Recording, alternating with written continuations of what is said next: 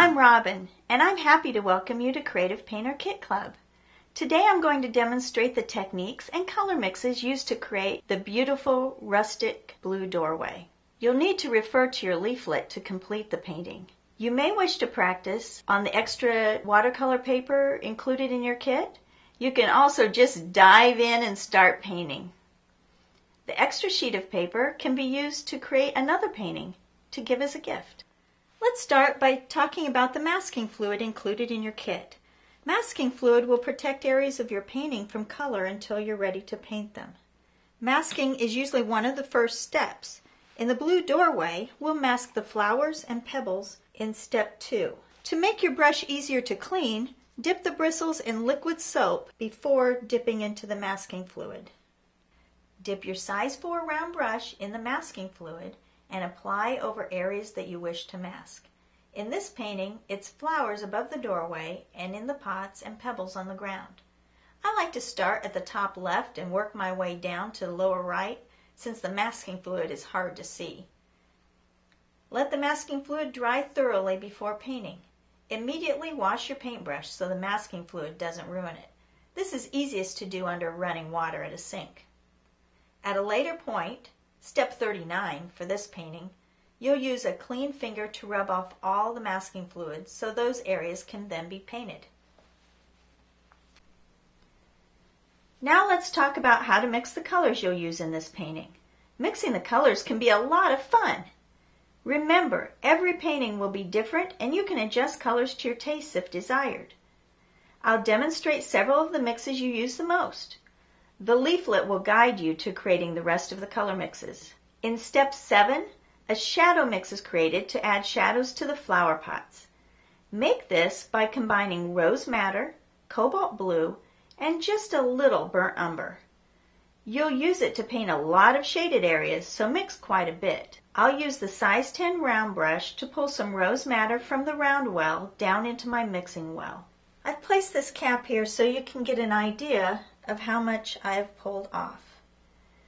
This mix is very gray and very blue, so I pulled out about the same amount of blue as I did red.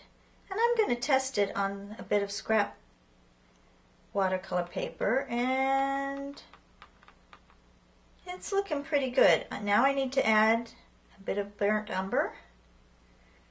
I added a little less burnt umber than I did of the blue and rose madder.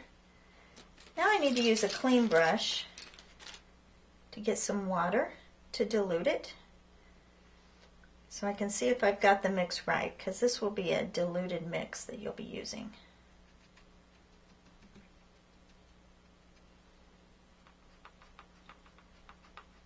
Mine is still very purpley, so I need to add a little more brown. I think a little more blue. So I've added more blue than I have red to get this color right. Add a little water to it. It's always easier to add too much water and go back and add more layers as you're painting than to use too strong of a mix. I think I've got about the right color, but I just need to add some more water to it. I'm going to water it down a little more over here.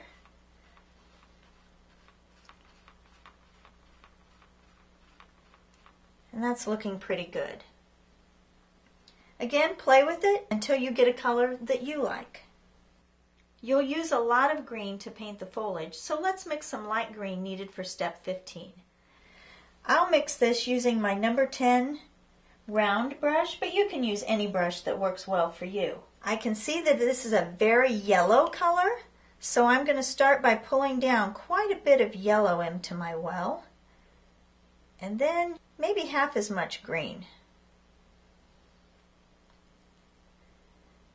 And mix it well to see what that color is going to look like, and I think it's still a little too green. I'm going to add some more yellow. Mix it good. I'm going to need to water it down quite a bit. I'm going to get some of it off of my brush. And I'm going to put the water in this other well because I've got quite a bit of paint mixed here, and just to test it, I don't need to water down all of the paint.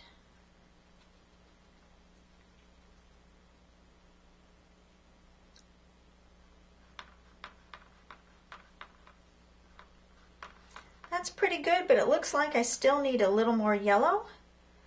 So I need to put some more yellow paint in the well. I had a lot of that dark green paint on my brush, so I'm going to get that off of there. Mix some more yellow in. At this point, I probably have about 3 times as much yellow as green. I'm going to dilute it over here.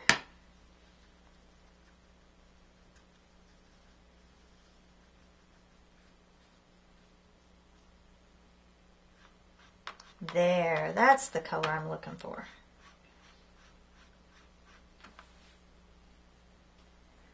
We'll add variation to the foliage with a different green in step 17. To do this, I'm going to again mix medium yellow and olive green. And this mix is a much more green color. So I'm going to start out with half yellow and half green. The mix I want here is going to be a little bit different color. I need to add a small amount of pyrroline green, which is going to give us a darker, a little more bluish color to the green. Again, I need to water this down, dilute it quite a bit. I need to clean some of the paint off of my brush so I don't have to dilute too much of it for testing. Get some of that off of there. It looks like I'm going to need a little more yellow, I can tell from here. That's just a little bit too bright of a green, but I actually kind of like that. That's a little darker green than in the leaflet, but I think I will use that for my painting. And you can do the same. You can always mix until you get the color in the leaflet, or do your own thing a little bit. If I add a little more of the yellow, I'll get a color closer to what's in the leaflet. For step 33 and several succeeding steps, you'll use a dark blue shadow mix to add shadows to the door. This mix is made by mixing some rose madder and about twice as much cobalt blue. I can see I pulled a little bit too much rose madder in there, so I'm just going to put some of it back up there into that well out of my way. And then you also need a small amount of burnt umber. Let's mix this up and see how it looks.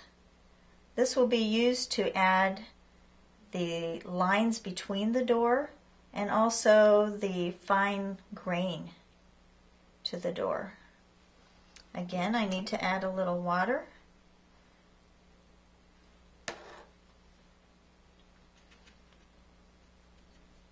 You'll want to play around with diluting it to the amount of consistency that you would like.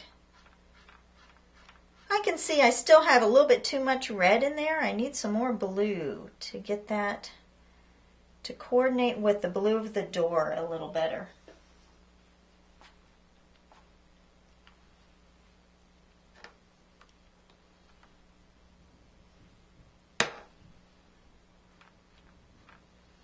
That's still a bit dark, but you can see I'm getting the color that I need. Let me dilute it just a bit. There. That's a nice bluish purple that I need for the door. Now, let's talk about some of the techniques you'll use in Blue Doorway.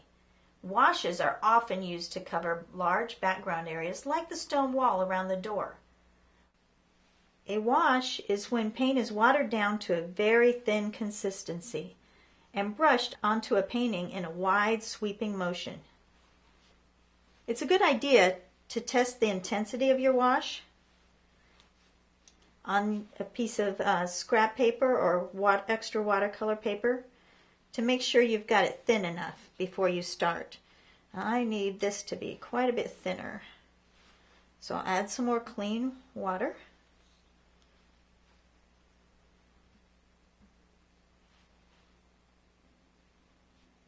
That's much better. Stippling creates the illusion of texture by painting in small dotted strokes. For step 6, we'll mix burnt sienna and burnt umber. Your leaflet says to use the 1-inch flat brush to do the stippling, which works well, but you can also use the filbert brush to stipple the lower half of gravel in the foreground. You'll use the stippling technique to add foliage over the door and in the pots. It will also be used to add texture to the stones. In step 8, we'll drop in paint wet on wet to shade the left-hand side of the pot. Wet on wet is using a brush that is very wet with color to paint an area that is already wet. Allow the colors to bleed together. Just lightly tap the tip of the brush to the paper in short dotting motion. The color will spread into the first color, which is still wet, for a unique blend of new colors. For more control, use only small amounts of paint at a time. Use a rag or paper towel to dab away any excess paint. A liner brush is used to paint fine lines or sign your name on a painting. In step 33, the liner brush is used to paint lines between the door panels. It is then diluted and used to paint the very fine lines of the wood grain in step 34. To load the brush, roll it in the paint to keep the point sharp. With the liner brush, just barely touch the tip to the paper for a fine line. Think of the brush as a sharp pencil. If you put pressure on it, the point will break. Add a little more pressure for a thicker line. You may find it helpful to rest your pinky on the canvas to give you more control. Just make sure the area is dry. Pull toward yourself. You can also use your other hand as support if that works better for you. Don't look at the tip of the brush, but look ahead of the brush and where you want it to go. To achieve very fine lines like in step 34, it helps to dilute the paint to the consistency of ink. Practice on extra watercolor paper or scrap paper until the lines are the thickness you want. Thank you for painting with me today. I hope this video helps you enjoy creating your painting. Frame it and display it proudly in your home. See you next time!